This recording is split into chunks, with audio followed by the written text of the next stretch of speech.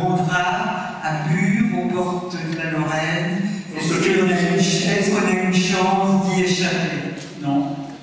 Voilà, c'est décidé déjà d'avance, que vous fassiez, vous pouvez faire toutes les pétitions et toutes les manifestations que vous voulez, ça se fera. Mais il faut simplement comprendre que les centrales nucléaires, qui étaient prévues pour durer 40 ans, maintenant, les responsables de tout ça, à la fois politiques et industriels, ont décidé qu'on allait prolonger leur vie à 50 ans, 60 ans, 80 ans, peut-être 70 ans, avec tous les risques de vieilles centrales et la nécessité d'adopter les normes post-Fukushima, 65 milliards d'euros pour mettre nos 58 réacteurs nucléaires aux normes post-Fukushima, 65 milliards d'euros. Il va falloir démanteler les centrales. Vous savez, une centrale, c'est hyper radioactif le cœur. Il faut découper tout ça des robots, mettre ça dans des cuves spéciales, transporter tout ça, on ne raconte pas comment, et aller le stocker là où vous dites de l'endroit. Et non seulement ça, mais il faut payer le stockage des déchets et la réversibilité de ce stockage. C'est un autre 80 milliards d'euros. Démanteler les centrales, 185 milliards d'euros. Sauf que les Anglais qui ont commencé à en démanteler disent, vous mourrez complètement, les Français c'est plutôt 500 milliards d'euros. Donc démantèlement, stockage des déchets et mise aux normes post-Fukushima de vieilles centrales nucléaires en France, ce ne sera pas de l'argent investi dans la croissance verte, dans la smart grid, dans les énergies renouvelables combinées entre elles, dans le mix énergétique. Bien sûr, ça commence un peu, mais par rapport à cet énorme poids de ce nucléaire que nous avons, et on va garder 30 ans encore, parce qu'il ne faut pas se bercer d'illusions. L'industrie de l'aluminium, la croissance économique et industrielle a besoin d'électricité, besoin d'énergie, donc on va s'en sortir doucement. Beaucoup militent vers ça, mais pas d'un coup, c'est pas possible. Donc voilà ce qu'il faut savoir sur cette possibilité énergétique du futur. Et en tout cas, madame, ma réponse c'est que vous ne pourriez pas y échapper, mais je pense que vous pouvez tous contribuer à ce qu'on sorte progressivement du nucléaire avec la mise en œuvre des énergies renouvelables combinées entre elles, de la smart grid, de la création d'emplois et de moins de pollution. Parce que l'énergie nucléaire, c'est quand même extrêmement dangereux. La preuve, regardez, on lui met les déchets. Autre question? Bonjour. Bonjour monsieur. Merci pour tout ce que vous nous avez appris. Merci pour votre vision positive de l'avenir, parce que la sinistrose nous gagne beaucoup. Et merci pour tout ce que vous avez dit pour la jeunesse, pour les moins jeunes. Également, c'est-à-dire que vous avez brassé vraiment toute la population et ça nous remet un petit peu de beau cœur et de confiance en l'avenir. Voilà. Mais je voudrais faire juste une petite observation à monsieur Michel, je ne sais pas votre nom de famille. Tout à l'heure, monsieur, il y a quelque temps, vous avez dit que la France était le peuple le moins musicien du monde. Permettez-moi, en tant que professionnel de la musique, de vous demander où vous avez été chercher une information pareille. Alors, parce que, monsieur, je vous invite à venir vivre à Nancy. À Nancy, il y a des mélomanes. La Lorraine est une région culturelle par excellence. Et je peux vous dire que les salles de spectacle ici sont pleines à craquer, qu'on refuse du monde, que les Lorrains et les Français adorent la musique. Je suis de lointaine origine suisse et ma fille professionnelle de la musique, elle est résidente suisse. Elle habite également à Genève.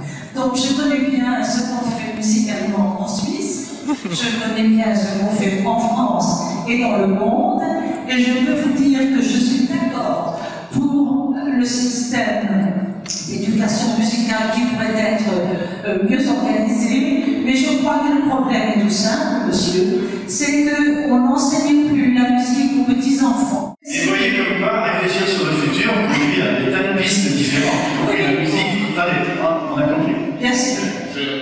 Je confesse une chose, ma réponse et ma remarque est peut-être un peu parésiocentriste, parce que j'ai effectivement travaillé dans le nord de la France aussi, où il y a une place importante laissée à la musique. Simplement, ma remarque visait des conservatoires d'arrondissement à Paris, dans lesquels 2 ans avant de toucher un instrument. 2 ans de conservatoire avant de toucher un instrument. Mes filles ont tout arrêté la musique en arrivant au Suisse. Vous êtes très mal tombé. Alors, encore une ou deux questions, peut-être. Mesdames, messieurs, madame. Je voulais savoir ce que vous pensez du développement de l'industrie nucléaire dans un pays comme la Chine, des pays encore plus importants, et ce qui pourrait être fait. Allez, voilà une question brève et précise. Je prends d'abord l'exemple du Japon. Après Fukushima, le Japon a fait un référendum où à 75% des gens, 75% des voix, la population japonaise a voté contre la poursuite du nucléaire. Or, le nouveau gouvernement, qui est mis en place depuis 2 mois, a été contre ce référendum et a décidé d'implanter 10 nouvelles centrales nucléaires au Japon, avec la participation de la France qui est trop contente de vendre des centrales nucléaires. La Chine utilise 3 éléments à la fois. Elle crée une centrale à charbon par semaine, elle crée des énergies renouvelables comme aucun pays ne le fait, puisqu'elle est numéro 1 mondial des éoliennes, numéro 1 mondial des panneaux photovoltaïques. Elle a piqué ça aux Américains, et elle crée des centrales nucléaires. Donc nucléaire, renouvelable et charbon. Elle fait feu de tout bois, si je peux dire, voilà cette expression énergétique, parce qu'elle a 1,5 milliard d'habitants. Donc la Chine est atypique. Mais en tout cas, nous, avec nos 78% d'énergie nucléaire, et 5% seulement dans le monde, nous devrions bien réfléchir à l'innovation qu'on serait capable de libérer si on sortait de ce joug du nucléaire et qu'on favorisait les emplois, la croissance et l'innovation des jeunes qui ont plein d'idées pour sortir de ce truc-là. Sauf que l'innovation est complètement inhibée dans notre pays, dans ce domaine. Monsieur, au fond, oui. Oui, merci beaucoup. J'ai beaucoup apprécié. Je voudrais faire une remarque et une question. Ma remarque, vous avez un petit peu stigmatisé les mathématiques, parfois, mais vous avez dit aussi que la simulation, la modélisation et la régulation étaient des choses très importantes. Mais vous ne pouvez pas faire ces 3 choses sans mathématiques. Tout à fait d'accord. D'accord. Donc c'est très important. J'ai dit ça pour les politiques et les élites, énarques et X. Oui, mais justement, une critique comme ça. Ne dites pas trop aux politiques qui ne font pas faire de mathématiques. Non, j'ai pas dit ça. Ma question, avec Cédric Villani et son magnifique livre et la série que Le Monde a publiée, Le Monde des mathématiques, commençant d'ailleurs par le nombre d'or, la série de Fibonacci, puisque vous êtes mathématicien. Non, je suis informaticien. Non, mathématicien aussi. Bon, c'est pas grave. Et parce que les informaticiens sont aussi mathématiciens. D'accord. Je voudrais poser une question à M. Michel. Vous êtes Porcher. C'est Michel Porcher. Michel Porcher, excusez-moi. À M. Michel Porcher. Vous avez dit qu'on cachait les thèses en France. Mais non, pas du tout. Il est obligatoire de publier une thèse, il n'existe qu'une exception, c'est lorsque le laboratoire a déposé ce qu'on appelle une enveloppe solo parce qu'un industriel qui coopère à la thèse a demandé qu'elle ne soit pas publiée. Toutes les autres thèses sont obligatoirement publiées. Vous pouvez les trouver sur le site qui s'appelle HAL Alinaria. Merci beaucoup, monsieur, pour cette précision. Allez-y. Bonsoir, merci pour votre intervention qui est vraiment tout à fait intéressante. Et je voulais simplement vous dire, ne croyez pas pour pouvoir utiliser les énergies solaires, notamment, mais d'autres aussi, il faudrait acquérir un autre état d'esprit avant. L'autre état d'esprit, c'est une culture différente, une culture des interdépendances, une culture de l'approche globale. Alors que nous avons, je l'ai redit en France, une vision de filières séparées les unes des autres, une vision des centrales. On fait une centrale ici, et puis on distribue l'électricité. Alors que l'idée, c'est de faire des centrales, des petites centrales, connectées les unes aux autres, avoir une approche matricielle de la mixité énergétique. Donc c'est un changement de culture. Or, nous sommes formés par notre cher Descartes à l'approche analytique, découper les choses en rondelles de saucisson. Et les politiques, beaucoup d'instruits s'en emparent pour le pouvoir. Parce que le pouvoir règne sur le haut de la pyramide et sur l'analytique. C'est en séparant qu'on règne. Finalement, beaucoup plus quand on arrive à réunir. Parce que pour arriver à réunir, il faut des valeurs. C'est un peu inquiétant d'être pour des valeurs, parce qu'on est obligé de se révéler soi-même en fonction de valeurs spirituelles ou philosophiques. Et donc, on est dans la démagogie la plupart du temps. Donc oui, il faut changer de culture pour essayer de penser les énergies renouvelables combinées entre elles. C'est un des buts de notre conférence de demain. Changer l'air, l'heure sera vers eux. Monsieur?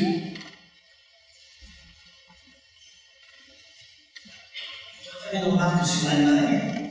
Sur la mer, oui. Sur l'Allemagne. L'Allemagne. À l'Allemagne, non, mais voilà, vous faisiez une remarque sur la mer. Que pensez-vous des 130 centrales au charbon en limite en Allemagne qui font des rejets de 6% chaque année supérieure? Oui. Et ils continuent à en construire. Oui. 130 centrales au charbon à la limite. Je pense que c'est pas bon du tout. Le charbon contribue au CO2 et au réchauffement climatique, bien entendu. Il se trouve qu'il y a quelque chose aussi qui s'appelle les gaz de schiste, qui permettent de faire de l'énergie avec moins de CO2, à peu près la moitié, centrales à charbon, moitié si on brûle du gaz de schiste. Les Américains se sont lancés dans le gaz de schiste, ont transformé le pays en 2 ans en un pays exportateur d'énergie, une croissance économique absolument hallucinante, parce que les Américains appliquent le principe d'attrition plutôt que le principe de précaution. Le principe de précaution, cher à la France, qu'un président de la République a fait mettre dans la Constitution. Ce principe de précaution, en gros, dit tant que les scientifiques nous ont pas dit qu'on pouvait y aller, on n'y va pas. On n'a même pas le droit de faire des essais, de creuser un trou pour voir si ça marche pas. Le principe d'attrition, c'est complémentaire du principe de précaution. C'est même si les scientifiques nous ont pas dit qu'on ne pouvait pas y aller, ensemble, on prend le risque d'y aller parce que les avantages sont peut-être supérieurs aux inconvénients. Ça, c'est le principe d'attrition. Et c'est ce que les Américains appliquent en Pennsylvanie, où ils ont fait des études systématiques sur le fracking, sur les risques de tremblement de terre, sur les risques de méthane qui s'échappe. Et donc, ils ont décidé que c'était moins dangereux pour l'environnement de faire du gaz de schiste que des centrales à charbon. C'est ce que vont faire les Allemands. Alors, j'ai discuté à Davos, où je vais chaque année, avec le ministre de l'Environnement allemand. Très jeune personne, extrêmement intéressante. Il m'a dit, vous n'avez pas du tout compris ce qu'on essaye de faire en France. Vous n'avez pas compris. Tout vous nous voyez dans un cadre rigide. Vous dites, les Allemands, ils vont acheter du nucléaire aux Français, ils vont mettre des éoliennes offshore dans des endroits impossibles, ils vont acheter du gaz aux Russes, ils vont faire des centrales à charbon, et ils vont faire un sparkling. Bon, pas du tout. Nous sommes modulaires. Il a répété ce mot plusieurs fois. Modulaires. Aujourd'hui, c'est des centrales à charbon. Demain, ce sont des centrales à gaz. Après-demain, ce sont des centrales à biomasse. Nous sommes évolutifs, parce que l'innovation, elle explose en Allemagne, pas chez nous. Le nucléaire, c'est tout, il veut tout, il voit tout, il a tout planifié.